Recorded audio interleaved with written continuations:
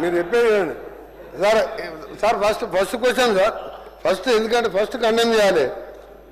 First మా గౌరవ సభ్యులు చెప్పింది నల్గొండ కాన్ఫరెన్స్లో 200 కోట్ల రూపాయలు రోడ్డు వేసినంటే నిన్న కూడా పోయించిన వాళ్ళే అసెంబ్లీ, మన అసెంబ్లీ లేదు కాబట్టి ఆ రోడ్లు 200 కోట్లు ఎక్కడో చూపిస్తే నీకు అక్కడనే సన్మానం చేస్తా, నీకు ఒక కొబ్బరికాయ పడతా అని నింటున్నా. నాకు ఆడితే 200 వచ్చి సార్ 2 రూపాయలు ఇవ్వలేదు సార్. నా మీద కోపంతో హౌజ్లోకి నన్ను డిస్క్వాలిఫై చేసి నువ్వు గట్టి కడితే ఇల్లు కడతలేవంటే నన్ను ఎంత కూర్చున్నా సంపత్ కుమార్ని ఇద్దరిని తీసుకుపోయి పోతే మీ హైకోర్టు సుప్రీంకోర్టులో తీసేది సార్. 1 రూపాయి ఇవ్వలే నా కాన్సెప్ట్కి. అప్పుడు కిరణ్ కుమార్ రెడ్డి ఏమన్నాడో తెలంగాణకు రూపాయి ఇవ్వనన్నట్టు కోమటిరెడ్డి వెంకరెడ్డి తెలంగాణ కొట్టాడు కాబట్టి 1 పైసా ఇవ్వాలన్నాడు. 1 పైసే 200 కోట్ల నీ వెనక పడతా బాబు. అబద్ధాలు ఆడితే కూడా దానికి లెక్క ఉండాలి. అబద్ధాలకు కూడా లెక్కలేదు. సరే అది పోనీ అవన్నీ తర్వాత మాట.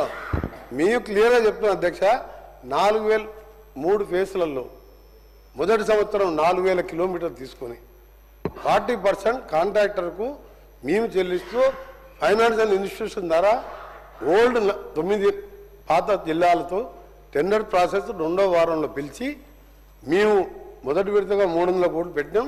అవసరంలో కాంట్రాక్టర్ మేము ఇస్తూ మిగిలిన దానికి వాళ్ళు బ్యాంకర్తోని లోన్ తీసుకొని వాళ్ళకి ఇయర్లీ వాళ్ళకి పే చేస్తూ ఒక పాలసీ పెట్టుకున్నాం. 10 రాష్ట్రాలలో నడుస్తుంది. మీకు ఎప్పుడు ఒకసారి ఆలోచన లేదు, మీకు రోడ్లే అని ఆలోచన లేదు. నల్గొండ విషయాన్నే తప్పు చెప్పినావు నువ్వు. వేసి 1-2 రోడ్లు వేసిండు.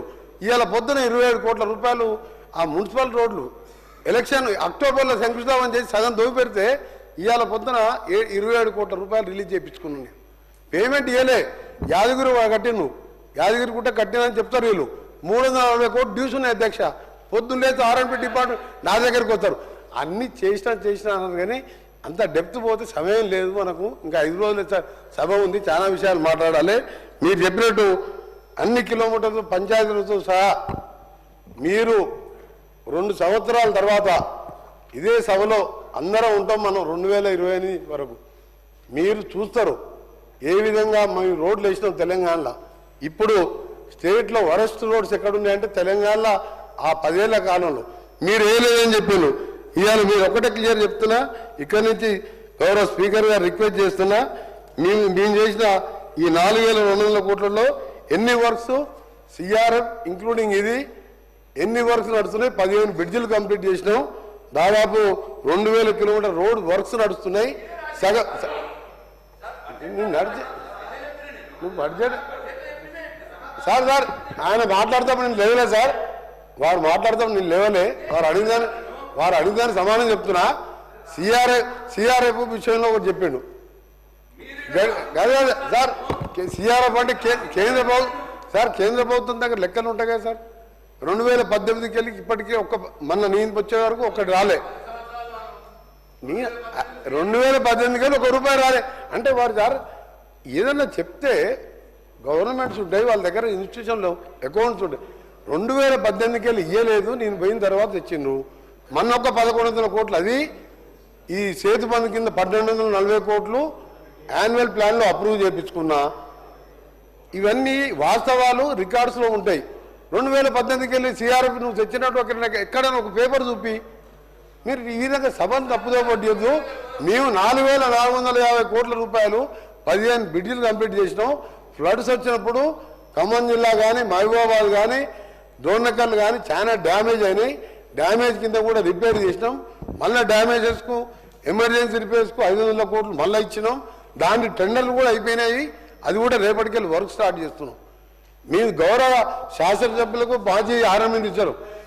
అప్పుడు మీ ప్రియారిటీలు కాళేశ్వరం ఒకరే సార్ డిస్టర్బ్ చేయకూడదు సార్. వారు మాట్లాడేటప్పుడు వారు తప్పులు మాట్లాడినా విన్నా, నేను తప్పులు మాట్లాడినా విన్నా సరే. అప్పుడు మీ ప్రియారిటీ కాళేశ్వరం, మీ ప్రియారిటీ లిఫ్ట్ ఇరిగేషన్, రోడ్ల మీద ఏం రాదు దాని మీద కాబట్టి మీరు మిషన్ మగిరా చెప్పిండ్రు. అది ఎక్కడ నీళ్ళు వస్తలేవు. ఇప్పుడు ఈ ఎండాకాలం మీకే తెలుస్తుంది ఎక్కడ పైపులు లేవు. అదే సరే, నేను వేరే సబ్జెక్ట్ డిబేట్ కాదే. ప్రశాంత్ రెడ్డి గారికి నేను ఛాలెంజ్ చేస్తున్నా. ఎస్క్రూ అకౌంట్ ఓపెన్ అయింది, వారం కింద ఎస్క్రూ అకౌంట్ అయింది. లాస్ట్ మంత్ వర్క్ స్టార్ట్ అయినాయి. ఇప్పుడు స్టోర్లో చూడండి ఎంత మెటీరియల్ ఉన్నదో. 3 గైడర్స్ నిలబడించడం. ఎస్క్రో కూడా కాలే అధ్యక్ష, ఒప్పించినా అని చెప్పినా నేనున్నప్పుడు అయిపోయిందంటే ఇక నేను ఎవరికి చెప్పుకోవాలి నా బాధ, ఎవరు చెప్పుకోవాలి చెప్పి మీకే చెప్తున్నా. ఇక పోయి చూద్దాం. ఇక ఎస్క్రో అకౌంట్ కోసం నేను గడ్కరీ గారు కన్విన్స్ చేసిన, ఆయన ఏమంటాడు దీన్ని ఫోర్క్లోజ్ చేసి రీటెండర్ పెడతా అంటే నేను చెప్పిన సాబ్ ఐజాయితో 2 साल लगता टेंडर लगने के वाले ये फोरक्लोज లేక. అదేవిధంగా హైదరాబాద్ విజయవాడ కూడా జిఎంఆర్ది ఫోర్క్లోజ్ చేసి నేను టెండర్ పెడతా అంటే నేను అప్పుడు చెప్పిన మీరు కంపెన్సేషన్ ఇచ్చి క్లోజ్ చేయండి, ఆ తర్వాత ఎన్హెచ్ఏ టోల్ కలెక్ట్ చేసుకోండి, 6 లేన్ చేయాలంటే ఏంటంటే ఎంఐఏ డిపిఆర్ ఇచ్చిండు. 4th monthలో డిపిఆర్ టెండర్ అయిపోయింది. వారి రిపోర్ట్ ఇచ్చినాక 4th monthలో 6 లేన్గా స్టార్ట్ చేపించారు.